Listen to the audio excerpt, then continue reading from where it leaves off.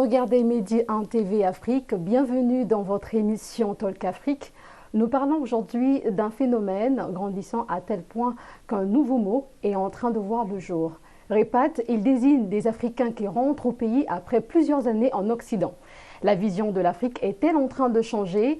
Pourquoi les répatriés décident-ils de rentrer? Quels sont leurs profils et constituent-ils une opportunité pour les entreprises en Afrique? Des réponses dans ce numéro de Talk Afrique avec nos invités. Monsieur Sori Kaba, bonjour. Oui, bonjour. Vous êtes directeur général des Sénégalais de l'extérieur. Merci d'avoir répondu à notre invitation. Je vous en prie, c'est un plaisir partagé. En face de vous, monsieur Mbaye Jean-Marie Diouf, bonjour. Bonjour. Vous êtes secrétaire général de l'ADLAB des PME, Agence du développement de l'encadrement des petites et moyennes entreprises. C'est bien ça. Merci d'avoir répondu à notre invitation. Et partager le plaisir. Et monsieur Scorpion Mbile Ivana, vous êtes entrepreneur, designer de meubles. Si. Bonjour. Bonjour. Merci d'être avec nous. Merci à vous. Alors, nous passons dans le vif du sujet. Comme je viens de le dire, on entend de plus en plus ce néologisme, le mot répat. Est-ce qu'on peut dire que les Africains prennent conscience que l'Afrique regorge d'opportunités, et notamment les Africains de l'étranger, monsieur Kaba? Merci pour cette invitation. Et permettez-moi de remercier tous ceux-là qui nous suivent à travers Midi TV. Midi TV, Midi 1 TV, merci. D'accord, merci beaucoup. Alors, pour répondre à votre question, je pense plutôt que le projet migratoire en soi, porté par un Africain, particulièrement un Sénégalais, intègre systématiquement la dimension du retour. Ils tiennent à leur terroir de départ. C'est psychologique, c'est social, c'est sentimental. Ils partent pour améliorer leurs conditions à la recherche d'un bien-être. Et ils ont envie de partager cela avec leur pays, avec les membres de leur famille, mais de manière générale avec leur État. Et du coup, la question du retour est une question qui s'intègre en amont, bien avant même le départ. Donc ça va au-delà des idées reçues. La preuve, quand on considère aujourd'hui les transferts d'argent à travers le monde, l'Afrique en bénéficie, est l'un des continents qui en bénéficie le plus.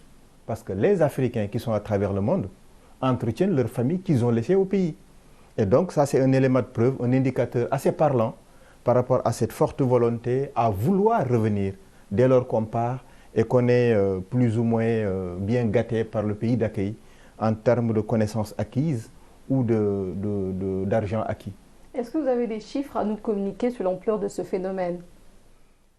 Je pense que pour le Sénégal, disons que nous sommes à peu près, en moyenne, à 50 Sénégalais qui sont rapatriés par mois. Et de tous les pays du monde. Maintenant, il y a une caractérisation à faire. Il y a parmi ces 50 Sénégalais rapatriés, certains qui sont des rapatriés involontaires. Ce n'était pas un choix, mais c'est un concours de circonstances qui fait qu'ils sont obligés de revenir. Et il y a une autre caractéristique, un autre groupe qui est concerné par cela, qui volontairement ont choisi de revenir pour partager leur expérience. C'est ce qui nous intéresse d'ailleurs. Voilà. Alors, la même question vous revient. Vous avez constaté également ce phénomène de retour des répatriés, justement, des Sénégalais qui sont à l'étranger, qui décident de rentrer. Oui, je salue tous ceux qui nous regardent ce matin. Aujourd'hui, il est clairement établi que nos pays regorgent de potentialités. Aujourd'hui, quand on regarde la croissance du Sénégal ces 5 dernières années, on voit qu'il y a du potentiel, il y a des opportunités pour le Sénégal et pour ses fils qui sont ailleurs. Aujourd'hui, quand on prend aussi la politique du gouvernement, un axe fort a été consacré aux ressources humaines. Oui. Comment faire pour que nos ressources humaines puissent réellement être ce moteur qui va réellement porter la croissance du pays. Et pour cela, on a compté sur la qualité de nos ressources humaines au niveau local, mais aussi on a ouvert nos portes à tous ces Sénégalais qui se trouvent ailleurs et qui ont réellement de quoi offrir, en tout cas, le pays en termes de ressources qui sont de qualité, qui sont expérimentées et qui peuvent réellement faire un transfert de connaissances, de technologies à notre économie. Et parmi ces ressources-là, on en dénombre beaucoup qui souhaitent revenir et bâtir une entreprise au Sénégal. Et c'est cela qui, nous, personnellement, nous intéresse, avec un projet d'accompagnement pour qu'ils puissent mieux investir au Sénégal. Vous savez, quand on sort du pays pour une dizaine ou une quinzaine d'années, les réalités peut-être ou l'environnement des affaires peut nous échapper à bien des égards. Et nous, notre rôle dans cela, c'est de leur donner d'abord confiance, de leur donner une connaissance de cet environnement des affaires, de leur faciliter la création de leur entreprise, mais au-delà, lorsque l'entreprise est créée, de leur donner les outils de la réussite.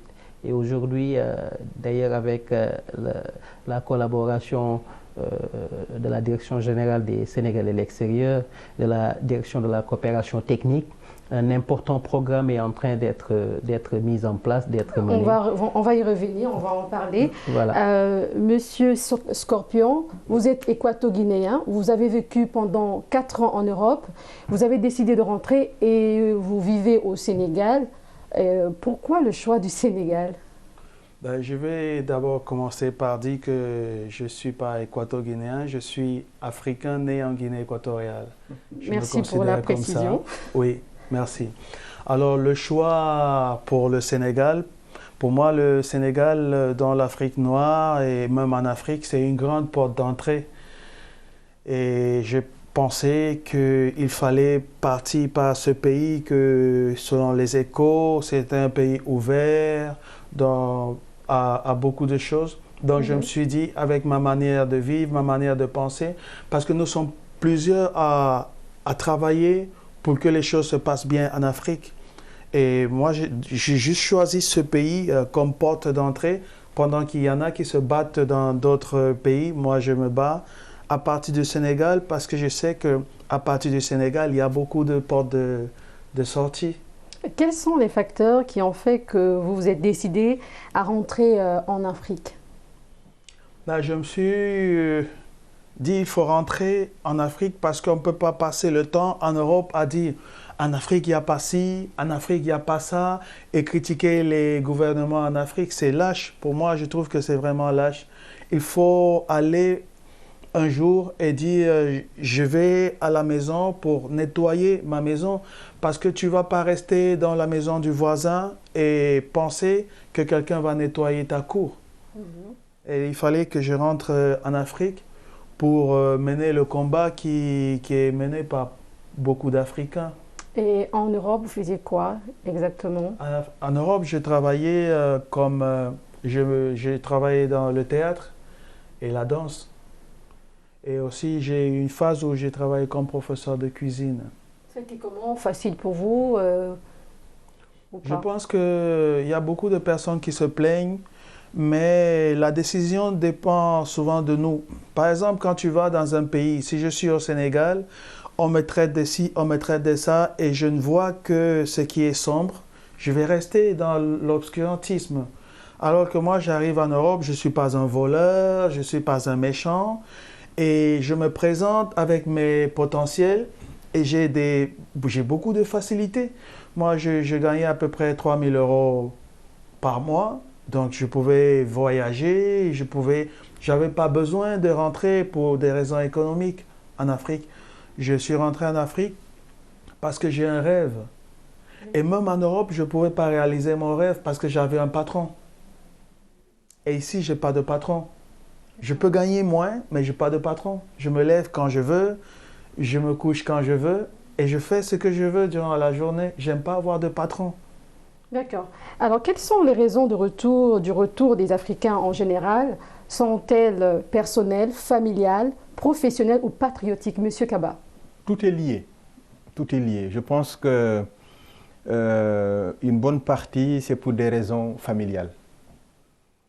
J'assiste ma famille de loin. Maintenant, j'ai les moyens de les assister de près et je reviens. Mon papa n'y est plus. Ma maman également souffre. Elle est malade. Je n'ai pas envie de rester et qu'on m'annonce qu'elle n'est plus avec nous. Mais entre autres aussi, souvent, en raison du fait que les conditions incitatives au retour leur font un appel du pied, selon le domaine dans lequel je travaillais, ça peut m'intéresser et souvent, ils laissent un pied là-bas, un pied ici. Et ils commencent à développer de petites stratégies. Maintenant, quand ça prend de l'ampleur, la décision est catégoriquement prise. Alors, ce qui veut dire qu'aujourd'hui, parlant de mesures incitatives, au retour, ça me semble le défi. C'est ça le grand enjeu dans notre contexte aujourd'hui. Parce que cette forte croissance que connaît le reste du monde, ils le doivent à l'Afrique. Et c'est en Afrique que ces multinationales qui appartiennent à ces grands riches d'ailleurs, qui s'investissent en Afrique, qu'ils ont de la croissance. Et donc certains l'ont très bien compris. Et ils travaillent dans ces multinationales-là. Et pourquoi pas eux prennent le bout de l'investissement? Maintenant, tout le monde n'est pas investisseur. Tout le monde n'est pas entrepreneur. Et c'est là où il y a un grand intérêt à ce que des structures nationales, comme l'ADPME, comme l'ANIDA, comme le PRODAC, entre autres, chacun dans son domaine privilégié, nous cherchons, nous, à créer un lien de coopération qui permette à l'entrepreneur sénégalais qui vit à l'étranger, qui revient, de pouvoir trouver sur le plan technique un répondant qui l'accompagne par rapport à ses besoins identifiés. Et parlant de besoins, c'est important parce que tous les canaux, les dispositifs, les mécanismes mis en place répondent à ces besoins identifiés et qu'auparavant n'existaient pas. Là aussi, c'est un moyen de créer des conditions à un retour réussi et une réintégration. Selon l'Organisation internationale pour les migrations, l'OIM, 63% des répatres évoquent la volonté de contribuer à l'essor de leur pays. Monsieur Diouf, est-ce que ce discours est également tenu par les entrepreneurs de la diaspora? Oui, il est souvent entendu ce discours. Aujourd'hui, quand un président de la République fait appel à tous les fils du pays, il ne se limite pas seulement à ceux qui sont au niveau local. Et aujourd'hui, on a vu beaucoup de projets de développement aujourd'hui qui sont conduits par des Africains, par des Sénégalais.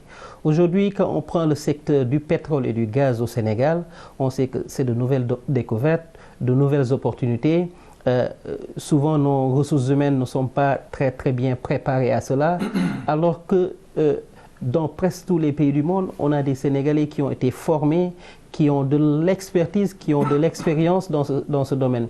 Donc, il leur est bien entendu très important pour eux de venir participer à ce talent de construction de nos économies. Mais il faut le dire, la diaspora a aussi misé ces dernières années, disons, à une contribution beaucoup plus présente, même dans nos politiques économiques. Aujourd'hui, quand on prend le canal des réseaux sociaux, on voit que la diaspora, elle s'intéresse beaucoup à ce qui se passe dans le quotidien de nos pays, de nos économies. Et bien entendu, il ne faudrait pas que cela se sente seulement dans le côté politique. C'est pour cela beaucoup d'entre eux, au-delà des aspects sociétals, aux aspects liés à la politique, s'intéressent au développement économique. Et je crois qu'ils n'ont pas tort. Aujourd'hui, nos économies ont besoin de leur expertise. Nos économies ont besoin que tous leurs fils puissent contribuer à leur essor. Vous avez le témoignage de certains Sénégalais qui sont heureux de rentrer au pays. Oui, exactement. Aujourd'hui, déjà, avant même de noter ceux qui sont rentrés, il y en a beaucoup qui contribuent. Je prends à titre d'exemple cette plateforme qui a été mise en place depuis plusieurs années et qui collecte les CV de ces Sénégalais qui sont établis ailleurs. C'est une expertise et qui veulent offrir leur expertise dans l'administration publique, dans les agences de l'État, dans les collectivités locales, etc. Où je crois aujourd'hui on est à plus de 3000 qui soient sur cette plateforme-là. Et je pense qu'il y a au moins une soixantaine de missions qui ont été réalisées grâce à cette plateforme. Donc ça montre qu'au-delà de ce qui se dit, il y en a vraiment qui sont engagés et qui ont même offert leur expertise. Le retour est très bénéfique. Alors, vous êtes rentré en Afrique. Quel est votre sentiment? Êtes-vous fier de votre décision ou ça vous arrive de regretter? Brièvement. Non, je pense qu'il ne faut pas souvent douter dans la vie parce qu'il suffit de douter pour tomber. Et moi, mes amis m'appellent souvent l'homme qui ne tombe jamais parce que j'ai pris une décision que j'ai pensée avant de prendre. Alors, quand je l'ai pris, je suis au front. Et quand on est au front, ce n'est pas pour rentrer, c'est pour percer. Je suis très content d'apprendre parce qu'ici au Sénégal, j'apprends beaucoup de choses.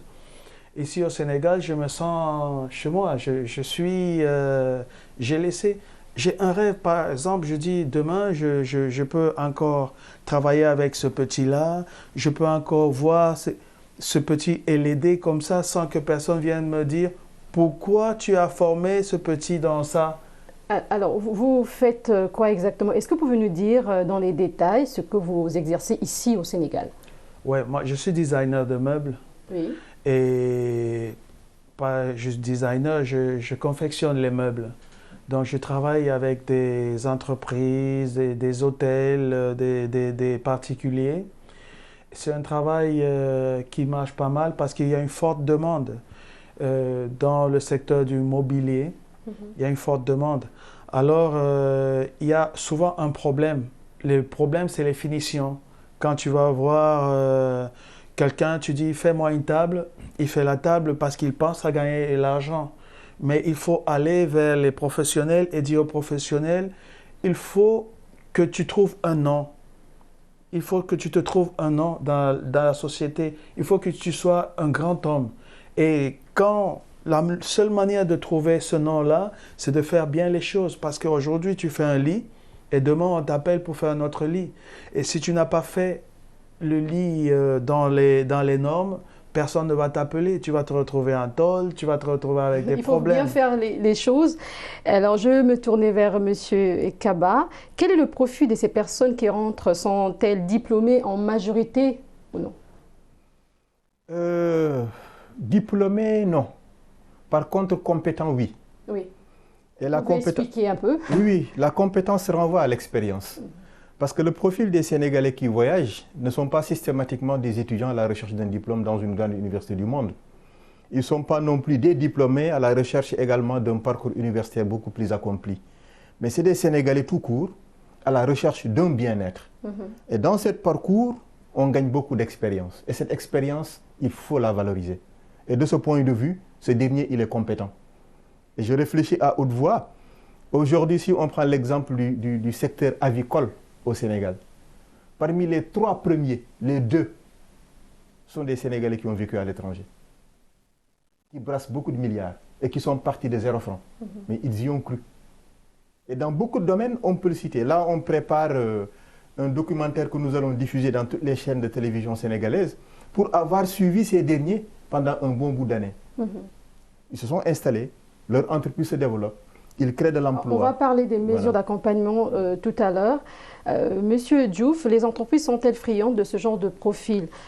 Pourquoi les entreprises sénégalaises ou encore africaines s'intéressent au REPAT? Par rapport à cela, vous direz quoi?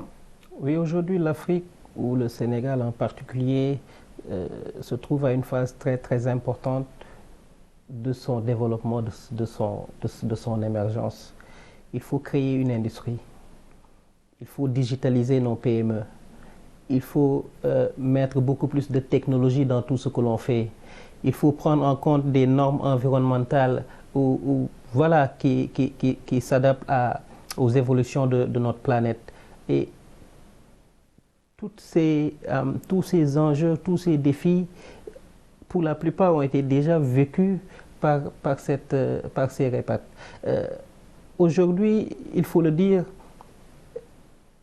pour avoir accès à la ressource humaine, souvent on paye beaucoup. Notamment lorsque la ressource humaine n'existe pas au Sénégal. On faisait souvent appel à des expatriés. Et aujourd'hui, puisque notre diaspora a acquis ce niveau de connaissance, de compétences et d'expérience, il est beaucoup plus loisir, beaucoup plus rentable économiquement et financièrement. Et comment vous faites pour accompagner ces jeunes qui rentrent, ces Sénégalais qui rentrent? Il y a des mesures d'accompagnement. Comment ça se passe? Oui, il y en a de 2 sortes. Il y en a qui souhaitent s'insérer déjà dans le tissu, disons, économique, entrepreneurial, comme employés. Ceux-là, bien entendu, ne font pas souvent recours à nous, parce que le marché de l'emploi aujourd'hui, il est très numérisé. Tu es au Sénégal, tu es en France, tu vois tout ce qu'il y a comme appel d'offres ou recrutement, avis de recrutement. Donc, ils reviennent souvent. Et récemment, dans les secteurs qui ont donné de nouvelles opportunités, on note beaucoup de retours de Sénégalais. Mais ceux qui viennent souvent vers nous, c'est ceux qui veulent créer une entreprise. Et c'est la durée. Est-ce que vous pouvez nous parler un peu de la durée? C'est sur 6 mois, 1 an? Non, les mesures d'accompagnement, oui. Nous, d'habitude, que ce soit un porteur de projet au niveau local ou un REPAT, c'est 3 ans notre accompagnement. Le temps de l'accompagner à s'installer, de lui donner les outils de gestion, oui, de l'accompagner à accéder au marché et bien entendu à se rendre compétitif. Nous, nos délais d'accompagnement vont de 2 à 3 ans. Et au niveau de l'État, comment ça se passe, les mesures d'accompagnement, Monsieur Kaba? C'est son corps de métier, hein. L'ADPME en matière d'accompagnement, c'est eux, oui, ainsi que d'autres structures. Et l'État prend des initiatives ou pas? Oui, bien sûr, évidemment. Oui. Nous créons des stratégies, des initiatives, des dispositifs, des mécanismes. Oui. Et comme je disais au début de mon propos, sur la base des besoins qui sont identifiés. Je prends l'exemple de l'accompagnement financier. Parce qu'aujourd'hui, l'ADPME, jusqu'ici, faisait un service non financier. Techniquement, accompagner, former, renforcer les capacités, accompagner à la création de l'entreprise. Et sur le plan financier, faisait recours aux banques ainsi que les autres outils financiers qui ont été créés. Donc nous, on cherche aujourd'hui à leur faciliter ce travail-là. Parce que l'identification de la cible est un problème. Oui. Parmi ces Sénégalais de l'extérieur qui souhaitent revenir, je l'ai dit tout à l'heure, tout le monde n'est pas entrepreneur, on ne le n'est pas, oui, on le devient. Donc il faut qu'on identifie sur la base d'un profilage bien fait. Et donc, c'est à ce niveau-là, nous, que nous intervenons. Maintenant, après, le corps de métier s'arrête là. On permet à l'ADPME, à l'ANIDA, au PRODAC, au FONGIP d'intervenir sur la même cible, afin que le résultat que nous sommes en train tous de poursuivre puisse être atteint. Il est important d'un Sénégalais qui rentre d'avoir un projet bien ficelé. Oui. Alors, Monsieur Scorpion, votre expérience en France, qu'est-ce que ça vous a donné? Ça vous a permis d'exercer votre métier en Afrique? Oui, bien sûr. Quand tu pars de l'Afrique et tu vas en Europe, en Espagne, et tu vois comment les gens, ils courent, ils sont rigoureux, ils sont à l'heure, et tu vois les choses plus organisées. C'est une école. Au Sénégal, vous êtes organisé, c'est bien cela. C'est juste ça. Par rapport à ce que je vois les gens faire, je vois des gens qui sont très forts dans leur métier, mais ils ne sont pas organisés. Ils n'ont pas de vision lointaine. Alors que moi, j'arrive, je n'ai jamais appris à faire ce que je suis en train de faire aujourd'hui. J'ai appris mon métier ici au Sénégal en faisant. Je n'ai jamais été menuisier, je ne suis pas seulement menuisier, je suis plus dans la récupération des... Vous faites le recyclage. Le recyclage, oui, des matériaux. Et donc, j'essaye de finir les trucs. Par exemple, je peux monter un plateau avec des tambours de machine à laver, des palettes, des barigots et quoi. Mais il faut que ce soit bien fini. Alors, l'Afrique, une terre d'opportunités. Aujourd'hui, on parle de misère, on parle de pauvreté. Monsieur Kaba, est-ce que l'image est en train de changer un peu? Oui, l'image est en train de changer considérablement. Parce que nous, le but de ce que nous cherchons aujourd'hui à faire, oui, c'est de changer les territoires par l'immigration. Oui. Et on ne peut pas changer les territoires par l'immigration s'il n'y a pas de retour, s'il n'y a pas d'impact positif. Oui. Et l'impact positif, on ne peut le mesurer qu'à travers la connaissance acquise et partagée. Le revenu important acquis et partagé, investi, oui, au niveau territoire. Maintenant, il faudrait que les acteurs du territoire aussi fassent la part belle à ces derniers. Il ne faut pas qu'on les traite comme des citoyens à part. Ce sont des citoyens sénégalais qui ont envie de développer leur territoire, il faut qu'on le leur permette. Et donc cet aspect intégration de la migration dans les enjeux de développement territorial fait partie des défis à relever. Et nous y travaillons avec les collectivités territoriales, tous les acteurs territoriaux, le préfet, le gouverneur, avec ce qu'on appelle aujourd'hui des cadres de concertation régionaux. Pour que ce Sénégalais de retour puisse systématiquement être accompagné sur la base, lui, de son besoin. Vous parlez d'accompagnement. Rapidement, vous pensez que d'autres États africains doivent prendre des initiatives pour inciter ou encourager les Africains à rentrer en Afrique? Inévitablement, inévitablement. Oui. Parce qu'aujourd'hui, la diaspora africaine est considérée comme la 5e région en Afrique. Donc, il faudrait que, et c'est bien le cas, et c'est heureux de le souligner, on ne fait pas un mois, nous, sans recevoir un pays frère africain qui vient nous dire nous voulons s'inspirer de ce que fait le Sénégal. Et donc je pense que la mutualisation est déjà là. Et pour illustrer mon propos, Avec le Maroc. Comme le temps nous est imparti, Monsieur Diouf, on va terminer avec Monsieur Diouf. Qu'est-ce que vous pensez des Africains, des Sénégalais, des Africains en général, qui décident à rentrer? Est-ce qu'ils doivent continuer à arriver à investir en Afrique rapidement?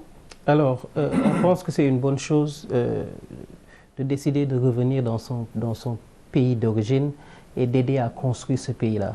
Maintenant, tout retour doit être préparé, naturellement. Si tu rentres sans une idée à la tête, si tu rentres sans être préparé, tu peux avoir, bien entendu, quelques contraintes dans la mise en œuvre de ton projet. C'est pour cela que nous autres structures sommes là pour les préparer, bien entendu, à pouvoir réussir leur réintégration. Merci, Monsieur Diouf. C'est la fin de ce numéro Talk Afrique.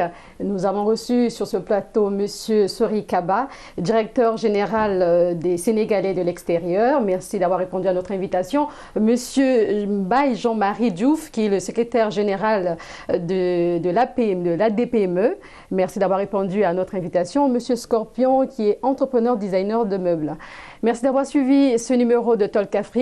À très bientôt sur Medi 1 TV Afrique.